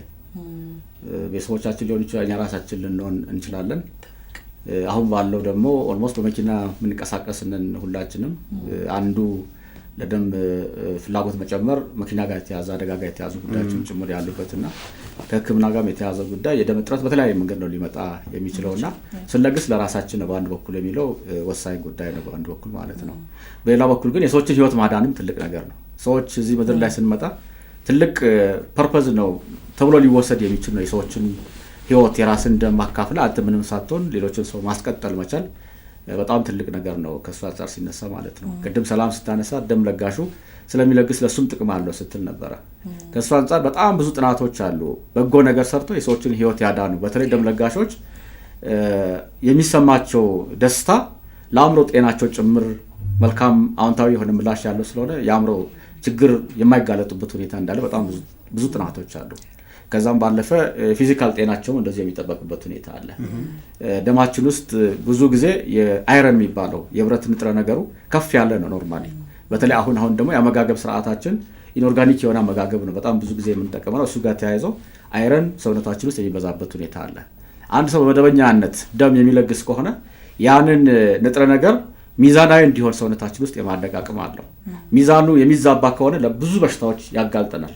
የልብ በሽታ፣ ኢቭን የካንሰር በሽታ፣ የጉበት በሽታ፣ በጣም ብዙ በሽታዎች እንድንያዝ የማድረግ አቅም አለውና በመደበኛነት በየ3 ወሩ ደም የሚለግሱ ሰዎች ከልብ በሽታ ቅድም ካልኳቸው የመጠበቅ አቅም ጭምር እንዳላቸው ብዙ ጥናቶች ያመላክታሉ። ሰዎች ደም ለመለገስ ሲመጡ መሰረታዊ የሆኑ ምርመራዎችን እናደርጋለን። ደም ማነስ አላቸው የላቸውም የሚለው ሄሞግሎቢናቸውን ቼክ እናደርጋለን። ክብደታቸውን እንወስዳለን። የደም ግፊት አለ የለም የሚለውን እናያለን። ደሙን ከወሰድ በኋላ ደግሞ በደም የሚተላለፉ በሽታዎች የሚባሉ ዋናዎቹ እንደ HIV፣ ሄፓታይተስ B፣ ሄፓታይተስ C የሚባሉ የጉበት ቫይረስ በሽታዎችን ቅጥኝ እንመረምራለን። ያ በነፃ ነው የሚደረገው። ሰው ብዙ ጊዜ በስራ ላይ የተጠመደ ነው አሁን ያለው ሰውና ሂዶ የራሱን ጤንነት ቼክ የማድረግ ልምዱ የለም። ስለዚህ ለደም ልገሳ ሲመጣ ትምህርትም እንሰጣለን። ነገር በተከታታይ ደም ለጋሽ እንዲሆን ጤናማ እንዲሆን የጤናማነት ትምህርቶችን ጭምር የምንሰጥበት ሁኔታ ስላለ ብዙ ጥቅሞች አሉት። ደም ለሚለግሱ ሰው ማህበራዊ ትስስርም ከመፍጠር አንፃር በጣም ትልቅ አቅም አለው። ደም የምንለግሰው ደም ለማን እንደሚሰጥ አናውቅም። አንድ ቀይም ሊሆን ይችላል፣ ነጭም ሊሆን ይችላል፣ ጥቁርም ሊሆን ይችላል። በነገራችን ተፈጥሮ ሲፈጥረን ኦልሞስት የዓለምን ህዝብ አንድ አድርጎ የፈጠረበት ቦታ ካለ ደም ጋር የተያዘ ነው። የደም አይነቶቻችን የደም አይነት ኤ ይባላል፣ ኦ ይባላል፣ ኤቢ ይባላል፣ ቢ ይባላል። እነዛ ኔጌቲቭ ፖዚቲቭ ኑሯቸው 8 እናደርግ እንችላለን፣ ግን በመሰረታዊነት 4 ናቸው ለደም ልገሳ ፐርፐስ እናይ ማለት ነው። ስለዚህ የኔ ኤ ደም ለአንዱ ጥቁር፣ ለአንዱ ነጭ፣ ለፈረንጅም ለሁሉ መሆን የሚችልበት ሁኔታ ስላለ የሚሰጠው ለማን እንደሆነ ሳናቅ አንድን ሰው ለማዳን ብለን ነው ደም ልንለግስና በእኛ ደም ህይወታቸውን የሚቀጥሉ ሰዎች ለሰው ልጆች ያላቸው ምላሽ አዎንታዊ ነው በጣም። ቀድማውን ሰላምን ስታነሳ የነበረው ነገር አለ። በእናንተ የምትለግሱት ደም ነው የኔ ህይወት የቀጠለው። የለገሰው ሰው ማን እንደሆነ አታውቅም። ስለዚህ ለሰው ልጆች የሚኖራት ምላሽ ኦልዌይስ አዎንታዊ ነው። ሰዎች ስላሉ እኔም ያለው የሚል አይነት ስሜት ያለው ስለሆነ ትስስርም የመፍጠር አቅም አለው የሚለውን አንስቼ ቅድም ያለው ያነሳው ጋር በተለይ ዲጂታላይዜሽን ጋር የተያዘው ጉዳይ አሁን ዘመኑ ዲጂታል ዘመንም ስለሆነ ለደም ልገሳ እሱን ቴክኖሎጂ መጠቀም ወሳኝ ነው አሁን ባለንበት ሁኔታ። በማከል ላይ የምንጠቀመው የብለድ ሴፍቲ ኢንፎርሜሽን ሲስተም ይባላል። ያንዳንዱ ደም እዛ ሲስተም ውስጥ የሚገባበት ሁኔታ አለ። ያ ሲስተም አውቶሜትድ ነው። በየ3 ወሩ ሰዎች ደም እንዲለግሱ ሪማይንድ ያደርጋል። ደም እንደለገሱም ደማቸው ምስጋና ያቀርብላቸዋል። አክቲቭ ካረግ ነው ደሙን ለህክምና ተቋማት ስንልክም ያንተ ደም ህክምና ተቋም ጋር ሄዶ የሰዎችን ህይወት አትርፏል የሚለው ሚሴጅ ጭምር የማስተላለፍ አቅም ያለው ነው። ግን ቅድም ያልኳቸው ደም ባንኮች ደግሞ እንደ ሀገር 60 ናቸው። ይሄ ተደራሽ ያልሆነም እሱና እሱ ጋር ተያይዞ እሱ ተደራሽ የማድረግ ስራዎችን እንጂ ይሄ ዲጂታላይዝ የማድረግ ሂደቱ ተጀምሯል። እንደዚህ ተጀምሯል። ወደ ክልሎችም የመውሰዱ ነገር በዚህ አመት መጨረሻ አካባቢ ወደ 35 ደም ባንኮችን እናደርሳለን የሚል እቅድ ይዘን ወርካውት ያደርግን ያለ ነው። ከዛም ባለፈ ሞባይል አፓችን ላይ ጭምር እንዲኖር አድርገን ሰዎች ቀጠሮም የሚሰጡበት የራሳቸውን የደም ልገሳ ሂስትሪውን ከራሳቸው ሞባይል ላይ ማየት የሚችሉበትንም አብሮ የያዘና የህክምና ተቋም ጋር ጭምር አያይዘን ህክምና ተቋማት ጋር እንደዚሁ መረጃ የምንቀያየርበት የላክነው ደም ለታካሚ ደርሶ ከተሰጠ በኋላ ፊድባኩን ጭምር መቀበል የምንችልበትን ስርዓት በደንብ ስታብሊሽ ለማድረግ የሚያስችል በትልቁ ኦልሞስት ዲጂታል ስርዓቱን የሰራን ያለንበት ሁኔታ ስላለ አይ ሆፕ በዚህ አመት መጨረሻ ላይ ስርዓቱን ጨርሰን ወደ 35 ደም ባንኮች ካደረስን በኋላ የሚቀጥለው አመት ላይ ደግሞ ሌሎች ደም ባንኮች ጋር የማድረስና በቴክኖሎጂ የታገዘ የማድረጉን ስራ አብረን የሰራን ያለንበት ሁኔታ ነው ያለው ማለት ነው። ይሄ ጥሩ መነቃቃት ነው የሚፈጥረው ማለት ሁሉም ሰው በየራሱ መንገድ ሲሮጥ ሲለፋ ያው ስራ ምናምን ስላለ ሊረሳው ይችላል ላያስታውሰው ይችላል። ነገር ግን ያንተ ደም ሰምባዲን ወይም አንድን ሰው እንደሚያተርፍ እኔ ቋሚ ደም ለጋሽ አይደለም ግን ባገኘው አጋጣሚ ደም መስጠት ወዳለውና ለራሴም ነግረው ምንድነው ቅድም እርሶ ሲሉ የኔ ቤተሰብ ሊሆን ይችላል አላውቅም የኔ ደም ማንጋ እንደሚሄድና ዜና ስሰራ ወይ ሳይ ምናምን ይሄኔ እኮ የኔ ደም ይሆናል ያዳናት ይሄኔ እኮ እኔ ሰጠሁት ደም ሊሆን ይችላል ሚለው ሳቲስፋክሽን የሚለው እርካታ የምርም ኢንስፓየር ያደርገኛል ያነቃቃኛል። በቀጣይም አሁን ደግሞ እንዳሉት የዲጂታላይዝ ሆኖ ሄለን ዛሬ እንትን ቀን ነው ደም ተሰጭበት ጊዜ ደርሷል ያለ የሚያስታውስ ነገር ሲኖር በጣም አሪፍ ነው። ደም የመለገስ ባህላችንንም የሚያሳድግ እያሳደገ እንዲሄድ የሚያደርግ ይመስለኛል። ቅድም እርሶም ሲያነሱ ያሰብኩ ነበር ሌላኛው ክፍተት ምንድነው አዌርነስ ነው ብያስባለሁ። ኢቭን ጥቅሞቹን አነሱት እንጂ ምን ልጠይቆት ያሰብኩ ነበር ብዙ ሰዎች አረኔ ኪሎ የሰውነቴ ነው እንጂ ትልቅ ደም የለኝም አረኔ ደም አልሰጥም ያዞረኛል ያንሰኛል ሳያውቁት ማለት እንዳለው ነው 350 እና 450 ml መስጠት በጣም ትንሽ ነውና ያንን እንዲያውም የጤና ጥቅም እንዳለው ከማስተማር አንፃር እንደው አጽንኦት ሰጥተው ቢነግሩ ደስ ይለኛል። አዎ ደም ለመለገስ መሰረታዊ የሆኑ መስፈርቶች የምንላቸው አንደኛ እድሜ እናያለን። እድሜ 18 እና ከዛ በላይ ነው አሁን ያለን ስታንዳርድ። ግን 17ም 16ም መለገስ ይችላል የሌሎች ሀገሮችን ተሞክሮ ስናይ። ስለዚህ እስከ 65 እድሜ ክልል ያሉ ሰዎች ናቸው ደም እንዲለግሱ ኤክስፔክት የሚደረገው። ከ65 በኋላ መለገስ ይቻላል። ግን የህክምና ማስረጃዎች የጤና ማለት የህክምና ማስረጃዎች ይፈልጋል። እድሜ በጣም የጸና ሲሄድ የልብ ጡንቻዎቻችን አካባቢ ላይ የሚፈጠሩ ነገሮች ስላሉ እሱ አካባቢ ላይ ሲደርስ ሐኪም በቂ ነው ከዚህ በፊት መደበኛ ደም ለጋሽ ነው የቀጠለ ያለ ከሆነ እንዲቀጥል የሚፈቀድበት ሁኔታ አለ። ግን በመሰረታዊነት እድሜው 65 ድረስ የሚል ያለና አንዱ መስፈርት ማለት ነው። ሌላው ኪሎ ነው የምናየው። ኪሎ 45 ኪሎ ግራም እና ከዛ በላይ የሆኑ ሰዎች ናቸው ደም የሚለግሱ። 45 እስከ 50 ኪሎ ግራም ያሉት የሚለግሱት ደም ለአንድ ሰው ብቻ የሚሰጥ የደም ተዋጽኦ ማይወጣበት ደም ነው 45 እስከ 50 ከሆነ። ግን 50 እና ከዛ በላይ የሚሆኑ ከሆነ 450 ሚሊ ሊትር የሚባለው ደም ለግሰው የሚሰጡት ደም ለ3 ወይም ለ4 ሰዎች ህይወት ማዳን መሆን ይችላል ማለት ነው። ቅድም እንዳነሳሁት በአቨሬጅ 5 እስከ 6 ሊትር ደም ነው ያለን። ቅድም ያነሳሁት ደም ከአጠቃላይ ደማችን 7% አካባቢ የምትሆናት። ስለዚህ ማንኛውም ጤናማ ሰው ያለ ምንም ችግር ደሙ ለግሰው የራሱ መደበኛ ስራ መቀጠል ይችላል። ግን ያ ደም ወደ ህክምና ተቋም ሲሄድ በህይወት የመኖር አለመኖር ጉዳይ ውስጥ ያሉ ሰዎችን ህይወት የማትረፍ ትልቅ አቅም ያለው ነው ማለት ነው። ስለዚህ መሰረታዊ የሆኑ መስፈርቶች እነዚህ ናቸው። ቀጭን ሰዎች አንዳንዴ እኔ አጥንት ነው መለግስ ምናምን ይላሉ። ዋናው ውስጥ ላይ ያለው ፈሳሽ ነው ያ ስላለ ነው ፈጣሪ ስለሰጠው ነው የሚንቀሳቀሰው። ጤናማ እስከሆነ ድረስ ኪሎ ቅድም ያልኩትን የሚሞላ ከሆነ ቅጥነት ብዙም ችግር የለውም። ውፍረት ጋር የተያዘው ነገር እኛ ጋር ሲመጣ እኛ በመሰረታዊነት የለጋሾች ደህንነት ይመለከተናል። ስለዚህ ደህና ሲሆን ነው ደም መስጠት የሚችለው የሰዎችን ህይወት ማትረፍ የሚችለው እንጂ እሱ ራሱን ጉዳት ላይ ጥሎ አይደለም ያ የሚያደርገውና ያንን የምንፈትሽበት መሰረታዊ የሆኑ ቼክ ሊስቶች አሉን፣ መጠይቆች አሉን። ከዛ በኋላም የአይረን መጠኑን ደማነስ አለው የለውም የሚለው ነገር ቼክ የምናደርግበት ሁኔታ አለ። ስለዚህ አርገን መስፈርቱን ሲያሟላ ነው ደም ለግስ ወደሚለው እናስገባ። ማያሟላ ከሆነ አሁን በዚህ ምክንያት ማሟላ ስለማችል ሌላ ጊዜና ችግሩንም እዛው ነገር ቢታከም ከሆነ ህክምና ተቋም ጋር ሄደ ይሄን ታይ የሚለውን ነገር አስቀምጠን ነው ሄዶ እንዲታከም እናደርግ እንጂ በራሱ ጀጅ ማድረግ አይ ቲንክ ትክክል ነው ብዬ አላስብም። ከመጣ በኋላ በደንብ አይተን ውሳኔውን መስጠት የሚችሉ ባለሙያዎች ናቸው እኛ ጋር ያሉ ማለት ነው። ሌላው መስፈርት ተላላፊ ከሆኑ በሽታዎች ነፃ መሆንን እንጠይቃለን። መጠየቅም ብቻ ሳይሆን ራሳቸውን ሳያውቁ እንደሚለግሱ ከሆነ ምርመራም ቅድም እንዳነሳሁት የምናደርግበት ሁኔታ አለ። በተለይ ዋና በደም የሚተላለፉ በሽታዎች እንደ HIV፣ የጉበት ቫይረስ በሽታዎች ሄፓታይተስ B፣ ሄፓታይተስ C እና ሲፊሊስን መጠየቁ ላይ እንጠይቃለን። ምናልባት ራሳቸውን ሳያውቁ ደም የሚለግሱ ከሆነ ምርመራ ስርዓቱ ስለሚያልፍ ምናልባት በሽታው የሚገኝባቸው ከሆነ ደሙን አንጠቀመውም። ደሙ የሚወገድበት ስርዓት አለው። ግን ሰዎቹን ደግሞ ምክር ሀሳብ የምንሰጥበትና ከምክር በኋላ ወደ ሕክምና ተቋም ሄደው የሕክምና አገልግሎት የሚያገኙበት ደግሞ ስርዓት ለብቻው አለንና በዛ መንገድ እነሱን የምናገዝበት ሁኔታዎች አሉ። ሌሎች መስፈርቶችን ስናይ ቅድም እንዳነሳው ጤናማ መሆን አለበት። ለምሳሌ ቁጥጥር ውስጥ ያልዋለ ደም ግፊት ያለበት ሰው ካለ፣ የሱካር በሽታ ያለበት ካለ፣ የካንሰር በሽታ ያለበት ካለ ደሙን በመስጠቱ ጉዳት ላይ የሚጥሉ ማንኛውም ትልቅ ሜዲካል ጋይድላይን አለን። እያንዳንዱ ባለሙያዎች የተከታተሉት ያዩ መስጠት የሚችለውና የማይችለውን የሚለዩበት አለና ስለዚህ ራሱ ፊት ሲሆን መስጠት የሚችል ጤና ሲኖረው ነው መለገስ የሚቻለውና እነዚህ መስፈርቶች በሙሉ እያየን ነው የደም መሰብሰቡን የምናካሄደው። ከሁሉም በላይ ደግሞ ፈቃደኛ መሆን ይጠይቃል። በራሱ ፈቃድ ነው። ምንም አይነት ፎርስ የለም፣ ምንም አይነት ኮርጅን የለም። በጉድዊል የሚደረግ የሰዎችን ህይወት ማትረፍ አለብኝ ብሎ ሰዎች በመልካም ፈቃደኝነት የሚያደርጉት ስለሆነ ያን ፈቃደኝነት በፊርማ ጭምር እንዲያደርጋሉ። ስያሜውን በራሱ በጎ ፈቃደኛ ደም ለጋሽ ነው። እንደዛ ነው ስያሜውም። ያንንም በፊርማቸው ጭምር እንዲያረጋግጡ አድርገን ነው የደም ልገሳው የሚካሄደውና መሰረታዊ የሆኑ መስፈርቶች እነዚህ ጋር ያሉ ናቸው። ስለዚህ ከሱ አንፃር ኢትዮጵያ ውስጥ ያለ ህዝብ በጣም ብዙ ፊት ነው፣ በጣም ብዙ መለገስ የሚችል ነው። ቅድም ያለውን ሚሊዮን በላይ ራሱ መለገስ የሚችል ፖፑሌሽን ያለበት ነው። ዋናው በደንብ ግንዛቤ ኖሮ የባህሪ ለውጥ ኖሮ የሰዎችን ህይወት ማትረፍ አለብኝ የሚለው ነገር ልምድ አድርጎ መሄድ ነው። አፍሪካ ውስጥ በነገራችን ላይ ባህሉ በደንብ የዳበረ ተብሎ የሚወሰድ አይደለም። እኛ ሀገር ብቻ አይደለም። አፍሪካ ውስጥ በተለይ እንደ ደቡብ አፍሪካ ያሉ በጣም ያደጉ ሀገሮች አሉ። እነሱ በየአደባባይ አይወጡም። ሚዲያ ላይ አልፎ አልፎ ይናገራሉ። ግን መደበኛ ለጋሾች አሏቸው። የራሳቸውን አፖይንትመንት ይይዛሉ። በየወቅቱ ማዕከል ላይ የመጡ እየለገሰ ነው የሚሄደው ሰው ማለት ነው። ስለዚህ መለገስ እንደ ትልቅ ጸጋ አድርጎ ነው የሚቆጠሩት። በጣም ደስ ብሏቸውን ያን የሚያደርጉት እና ዌብሳይታቸውን ገብታችሁ ብታዩ ፍላግ ያደርጋሉ። የደም ስቶካችን ብዙ ነው አይደለም የሚለውን ነገር ለ5 ቀን የሚቆይ ደም ካላቸው ዝም ይላሉ። 4 ቀን ከሆነ ዝም ይላሉ። የ3 ቀን አካባቢ ደም ካላቸው ደም ለጋሽ እንፈልጋለን ይላሉ። ትንሽ ከሱ የሚወርድ ከሆነ ቀይ ፍላግ ያደርጋሉ። እጥረት አለብን ብለው እዛ ላይ ተሰብስበው ነው ሰው የሚመጣና መጥቶ ለግሶ ሞልቶላቸው ይሄዳል።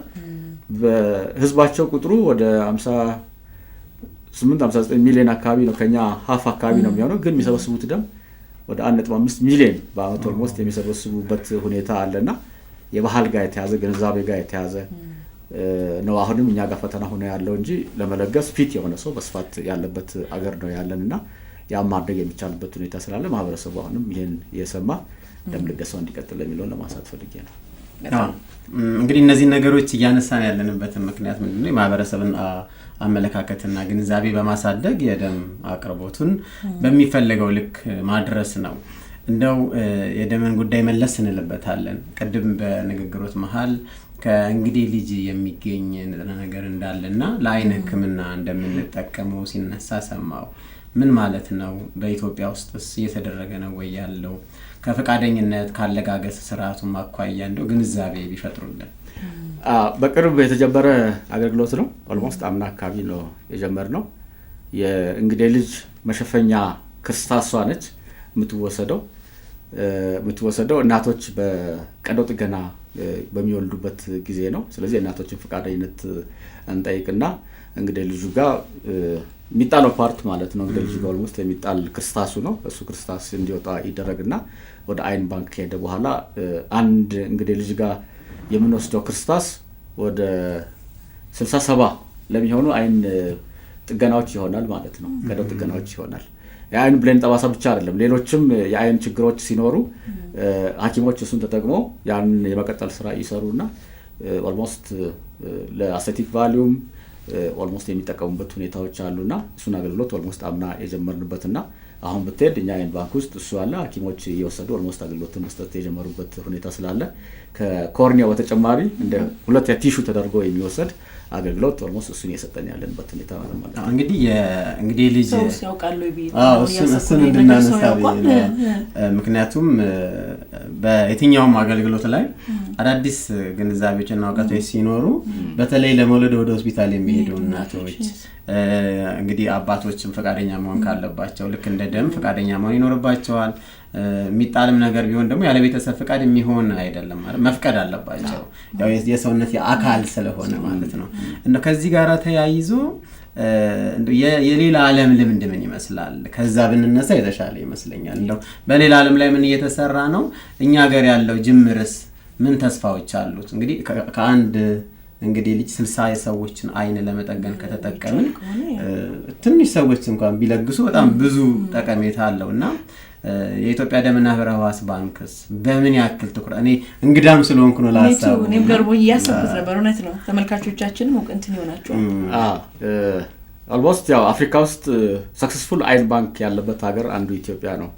ከዛ ቀጥሎ ደቡብ አፍሪካ ኢቭን እንደኛ አይሆንም አይን ባንካቸው የደሙ ነው እኛን በጣም የሚበልጡት እንጂ አይን ባንክ ከተያዘው እኛ ጋር ያለው አይን ባንክ ከተቋቋሙ ኦልሞስት ወደ 22-23 አመት ሆኖታል። አሁን የአይን ብሌን ያነሳ አይን ማብራት ስራውን እየሰራ ያለ ነው። ቅርንጫፍ በዚህ አመት ጅማ ላይ አስጀምረናል። ስለዚህ በአገሪቱ ውስጥ አሁን ወደ 2 አይን ባንኮች አሉን። እንግዲህ ልጅ ላይ የምንወስደው ክርስታስ አይን የማየት አይደለም የሱ አቅም ያለው ዋናው ብሌኑ ነው። በብሌን ጠባሳ ምክንያት የተፈጠረ አይነ ስውርነት ካለ እሱን ጠግነው እንዲያይ የሚያስችለው ብሌኑ ነው። ስለዚህ አይን ቀዶ ጥገና ሲያረጉ ጠባሳ ነገር ካለ ቀዶ ጥገና ሲደረግ ቦታውን ተደራሽ ለማድረግ የሚቸገሩበት ሁኔታ ስላለ እሱን ልክ እንደ መቀጠያ አይነት አርገው ነው የሚጠቀሙት። ስለዚህ እሱን በተመለከተ ኦልሞስት ሐኪሞቹ ያውቃሉ ብዙዎቹ በፍላጎቶቻቸው መሰረት ኦልሞስት እሱን ተደራሽ ማድረግ የጀመርንበት ሁኔታ አለ። እሱ ጋር ጥረት የሚገጥሙም አይነት አይደለም። እናቶችን ኮንሰንት ማድረግ ብዙም ከባድ አይደለም። ለምን ለሰዎች ልጆች ቀዶ ጥገና የሚውል ነው ሲባል ኦልሞስት እነሱም የሚፈቅዱበት ሁኔታ ስላለ ዓለም ላይ ያለው ተሞክሮ እናቶችን ትጠይቃለህ ኮንሰንት ታስፈርምና ከዛ በኋላ እንግዲህ ልጁ ላይ እሱን ወስደ የባይ ሴፍቲ ሌቭል አለው በደንብ ጥራቱን ደህንነቱ የጠበቀ ቦታ ላይ ነው የሚሰራ። እሱን ሴታፕ ኦልሞስት እኛ አይን ባንክ ውስጥ አለ። እዛ ከሄደ በኋላ እሱ በደንብ ይዘጋጅና ልክ አይን ብለን እንደምናሰራጨው እሱንም ለሕክምና ተቋማት ብናሰራጭበት ሁኔታ ነው ያለው ማለት ነው። እሱ ጋር ተያይዞ ግን ዋናው ትኩረት ያው አይን ብሌኑ ላይ ነው። አሁንም እሱ ጋር ተያይዞ በነገራችን ላይ እንደ ደሙ ነው ኦልሞስት አይን ብሌን ጋር የተያዘው ፍላጎት በጣም ሰፊ ነው። በአገራችን ላይ ኦልሞስት ወደ ግማሽ ሚሊዮን የሚጠጋ በአይን ብሌን ጠባሳ ምክንያት ብርሃናቸውን ያጡ ሰዎች አሉ ተብሎ ይገመታል፣ ጥናቶቹ የሚያመላክቱት ማለት ነው። እሱ ጋር ተያይዞ ቀደም ሲል ሚሊክ ያለ ብቻ ነው አይን ባንካችን የነበረው። ስለዚህ በአመት የምንሰበስበው አይን ብሌን ከ300 ያለፈ አልነበረም። ስለዚህ ዌቲንግ ሊስት ላይ ሐኪሞች በጣም ብዙ ታካሚዎች አሏቸው ብሌን እጥረት ስላለ የሚያቆዩዋቸው ማለት ነው። ስለዚህ አሁን የጅማው መክፈታችን አትሊስት የሱን አካባቢ የመሸፈን አቅም እየፈጠረ ነው አሁን ያለው። ከፍተን ወደ ስራ ካስገባን ወደ 2 ወር አካባቢ ነው ወደ 12 አካባቢ ብሌኖችን አንስቶ እዛ ቀዶ ጥገና የመስራት አቅም ውስጥ የፈጠረበት ሁኔታ አለ። ማከል ላይ ሚሊክ ያለው የሰው ኃይሉንም የጨመርን ያለንበት ሁኔታ ስላለ ባሳለፍነው 6 ወር ውስጥ ኦልሞስት ወደ 250 አካባቢ ብሌኖችን አንስቶ ለታካሚዎች ብርሃን የመሆን አቅም ኦልሞስት የፈጠረና ከዛ በኋላም ስራዎችን እየሰራን እየመጣን ያለንበት ሁኔታ ስላለ እሱ ጋም ያለው በተለይ ህብረ ህዋስ የሚባለው እሱ ስለሆነ እየሰራን ያለነው ስራ ወደፊት እየሰፋ መሄድ ያለበት ተደራሽነቱ በደንብ እየጨመረ መሄድ ያለበትና ትልቅ አገልግሎት ተደርጎ ሊወሰድ የሚችል ስራ ነው እሱ ጋር ያለው ማለት ነው። በጣም ጥሩ። ይሄንን አይ ቲንክ ያው ፕሮግራማችንም የጤና ገጽ ስለሆነ በቀጣይ በሌላ በሰፊው አንድ የጤና ገጽ ስንከፍት ወይም ስንገልጥ እንመለስበታለን። ወደ ደም ወይም ወደ ጀመርነው ጉዳይ ስንመለስ ምን እያሰብኩ ነበር ተደራሽነትን ከማረጋገጥ አንፃር ቅድምም ሰላምም ስትነግረን የነበረው ደም አይሸጥም በነፃ ነው የምናገኘው። እናንተም ለእያንዳንዱ ሆስፒታል የግልም ይሁን የመንግስት ሆስፒታል ለሚያስፈልገው ሪኩዌስት ባደረጉት ወይም ደግሞ በጠየቁት መሰረት ተሰጧችኋላችሁ አይደለም? ከዛ በኋላ አቢዩዝ አለመደረጉ በትክክል ለሚገባው አላማ ተጠቅመውታል ወይ መዳረሻውስ ለሚገባው ሰው እንዳሉት ተሰጥቷል ወይ የሚለውን የምታረጋግጡበት ወይ ደግሞ ትሬስ የምታረጉበት የምትከታተሉበት ሲስተም ይኖር ይሆን?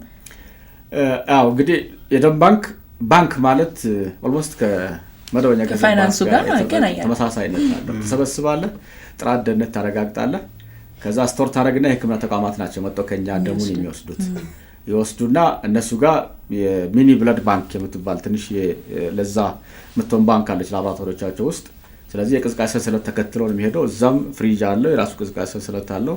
ወስዶ ህክምና ተቋም ጋር ያስቀምጡና ሐኪም ለታካሚ ሲያዝ ከዛ ከሆስፒታሉ እያነሱ ለታካሚ የሚሰጡበት ስርዓት ነው ያለው። መነሳት አለበት ብዬ የማስበው አንዳንድ ምን ሰማቸው ምርመራዎች እንደ ሚዲያም ሰው ስላለ ማንሳት ስላለብን እውነትም ተቋማቱ ለሚወስዱት ደም አይደለም ተገልጋዮችን የሚያስከፍሏቸው ደም ስለምትወስድ ክፈል አይሏቸው። ምክንያቱም ደም በነፃ እንደሚሰጥ ብዙ ሰው ሊያውቅ ስለሚችል እነዚህ ሰዎች ግን የሚሰጡትን ደም በሌላ አገልግሎት ኮምፐንሴት ያደርጉታል፣ ያካክሱታል። ለምሳሌ በመድኃኒት ካልጋ ከምን ጋራ አካክሰው ነው የሚያስከፍሉትና እንደው እነዚህን ከመፍታት አኳያ በምክክር ማህበረሰቡን በግልጽ ለምትወስዱት ደም ክፍያ መክፈል የለባችሁ የሚል መልእክትና ግንዛቤ ደግሞ እንዲይዝ መነገርም ስላለበት መልእክትም እንዲተላለፍ ስለፈለኩኝ በዚህ ጉዳይ ማህበረሰቡ ምንድነው ግዴታ ያለበት፣ ምንስ ነው ማድረግ ያለበት በተለይ ደምን በነፃ ከመጠቀም አኳያ? ደም ቅድም እንደተነሳው ከበጎ ፈቃደኞች በነፃ የሚመጣ ነው። እሴት መጨመሩን በተመለከተ በመንግስት በኩል የሚደረግ ነገር ነው። ከዛ በኋላ እንደ ተቋም የደም ባንኮች ደምን ለህክምና ተቋማት ሲያሰራጩ በነፃ እንዲሰጥ ነው የሚያሰራጩት። ለመንግስትም ለግልም በዛ ልክ ነው የሚያሰራጩት። የአገልግሎት ክፍያ ጋር የተያዘ የግል ተቋማት ጋር ደም ሲሰጡ ህክምናውን ሲሰጡ የሚወጡ ወጪዎች ይኖራሉ፣ ግን ብዙ አይደሉም እዛ ጋር የሚወጡት ወጪዎች። ስለዚህ እሱን ምን ያክል ፕሮፖርሽናል ነው የሚለውን በደንብ ማየት ይፈልጋል ማለት ነው። ስለዚህ ሌሎች አገልግሎቶች ምን ያክል ወጪ አወጡ የሚለው ነገር ታካሚዎች ማወቅ መቻል አለባቸው እሱን። ስለዚህ ከዛ የተጋነነ ወጪ የሚመጣ ከሆነ ለምን የሚለው ጥያቄ አብሮ መውጣት መቻል አለበት ማለት ነው። በእነሱ በኩል ብቻ እሱ ተሸፍኖ ችግሩ ይቀረፋል የሚል እምነት የለኝም። ስለዚህ እንደ ተቋም ደግሞ መሰራት ያለባቸው ስራዎች መኖር መቻል አለባቸው። እንደ ተቋም አንደኛ ቅድም ሳነሳ እንደነበርኩት የዲጂታል ስርዓቱን ቬን ቱ ቬን ደም ከመውሰድ እስከ ታካሚ ደም መስጠት ያለውን ስርዓት እሱን ዲጂታላይዝ የማድረግ ስራዎችን ያቅፋል። ቅድም እየሰራን ያለ ነው ስራ ማለት ነው። ስለዚህ ለማን ደም ተሰጠ በምን ምናምን የሚለው ነገር በደንብ ማወቅ የሚችልበት ሁኔታ እሱ የመፍጠር አቅም ይኖረዋል። እዛኔ የክፍያ ስርዓቱ ጋር ያለውን ነገር አብሮ ማየት ይፈልጋል ማለት ነው። ስለዚህ አስፈላጊ ከሆነ ህዳጉን ጭምር ደም ለሚወስድ ሰው የአገልግሎት ክፍያ ህዳግ ይሄን ታክል ነው የሚል ውሳኔ እንደ መንግስት ታሳቢ መደረግ መቻል አለበት። ያን ማናረግ ከሆነ አሁንም ስታንዳርዳይዝ አይሆንም። አንዱ ጋር ሌላ የመሆንና ታካሚውን ሁሉን ግንዛቤ አሁንም ይዛል የሚልም ግምት ስለሌለ እሱ አካባቢ ላይ የሚፈጠሩ ነገሮች ይኖሩ ስለሚችሉ እሱ አካባቢ ላይ የሚሰሩ ስራዎች መሰራት መቻል አለባቸው።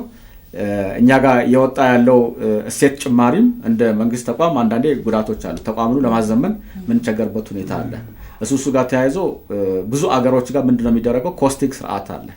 የሚሰጠውን አገልግሎት ደምን አይደለም የሚሰጠውን አገልግሎት አትሊስት ሼር የሚያደርግ አካል ኖሮ ተቋሙ ገቢ የሚያገኝ ስራውን ያዘመን የሚሄድበትን ስርዓት ታሳቢ ማድረግ ይፈልጋል። እሱ ጋር ተያይዞ በመንገድ ይሸፈን የሚለው መንግስት የሚወስኑ ነው። ኢንሹራንስ ሊሆን ይችላል፣ ሌሎች ነገሮች ሊሆኑ ይችላሉ። ስለዚህ ቫልዩ ለምን ጨምሮ ወይም እሴት ለምን ጨምረው ገንዘብ መሰብሰብ የሚቻልበትን በመንግስት አስወስነው በተወሰነ መንገድ ተቋሙን በደንብ እያሻሻሉ መሄድ ስለሚገባ እሱ መግባት ይፈልጋል ማለት ነው። ያን የምናደርግ ከሆነ እያንዳንዱ ደም የት ደረሰ የሚለውን ነገር ክትትሉም አብሮ የሚመጣበትና አላግባብ የሚያስከፍሉ አካላትም ካሉ ተጠያቂነት ስርዓት ጭምር መኖር መቻል አለበት። ህግ ጭምር ይፈልጋል። በነገራችን ላይ እሱ ጋር ተያይዞና ቀደም ሲል አንድ ሰው እንደዛ ካደረገ የሚቀጣበት ህግ ጭምር በደንብ እንደ ሀገር ያልነበረበት ሁኔታ ስላለ አምና የጸደቀው የጤና አዋጅ እዚህ አካባቢ ላይ ያሉ ነገሮችን በአዋጅ ደረጃ ላይ ኦልሞስት ለማየት የተሞከራለ። እሱ መነሻ አድርጎ መመሪያዎችን በሚኒስትሪ በኩል ጭምር ወጣው ያን የሚያደርጉ አካላት ጋር ተጠያቂነት ጭምር እንዲኖር የማድረግ ስራዎች አብሮ የሚሰሩ ስላለ እሱ ሁሉ ኦልሞስት ኦን ቦርድ ነው ያለ ስራ ውስጥ ያለ ስለሆነ እሱን የመከታተል የመደጋገፍ የመቆጣጠር አይነት ነገሮች አብሮ ይመጡና ነፃ ነው የተባለው በነፃ መድረሱን ኢሹ የማድረግ ስራ በሁሉም መንገድ መሰራት ያለበት ጉዳይ መሆኑን ለማንሳት ፈልጌ ነው። በጣም ጥሩ ቆይታችን ጥሩ ነበር አይደል? ቆንጆ ቆይታ አደረግን። በተለይ ደግሞ ያው ደጋግመን እንደተናገር ነው ደም መለገስ ብቻ ሳይሆን ከራስ እንደው ከጉድለትም እንደመስጠት በለው ከራስ ከማንነት ላይ ከፍሎ ለሌላ ሰው መስጠት። ምክንያቱም እኔ በሰጠሁት ደም አንተ በሰጠኸው ደም የሆነ ሰው ህይወቱ ታድሶ ህይወቱ ተመልሶ የሚፈልገውን ወይም ደግሞ ሊያሳካ የሚችለውን አላማውን ያሳካበታል ብለን ስለምናስብ እንግዲህ አድማጭ ተመልካቾቻችንም ደም ከመስጠት የሚገኘውን ከህሊና እርካታ በተጨማሪ እንደሰማነው የጤና ጥቅም ራሱ አለ። ራስንም ከጤንነትን ምርመራ ከማድረግ አንፃር ጤናንም ከማስተካከል አንፃር እንዲሁም ደግሞ ለሚገባው ከማድረስ አንፃር ብዙ ጥቅሞች አሉት። እንግዳችን እንግዲህ የሰጡ ማብራሪያ እጅግ በጣም እናመሰግናለን። አቶ ሀብታሙ ታዬ በኢትዮጵያ ደምና ሕዋስ ባንክ ምክትል ዋና ዳይሬክተር እዚህ ድረስ መጥተው ላነሳናቸው ጥያቄ ምላሽ በመስጠት ቆንጆ ቆይታ ስላደረግን እጅግ አድርገን ነው የምናመሰግነው። አድማጭ ተመልካቾቻችን ቆንጆ ቆይታ ስላደረጋችሁና ወዳችሁ ፈቅዳችሁ ስላደመጣችሁን እጅግ አድርገን እያመሰገንን ከዛሬ ቆይታችን ብዙ ጥቅሞችን እንዳገኛችሁ እርግጠኞች ነን። ሄለን ታደሰና እኔ ያለው ጌታቸው አብረናችሁ ቆይታ አደረግን። በሌላ ቀን እንግዲህ በአዲስ የጤና ገጽ አዲስ የጤና ምዕራፍ ገልጸን እስከምንገናኝ ድረስ እጅግ አድርገን እናመሰግናለን። ሰላም ሁኑ።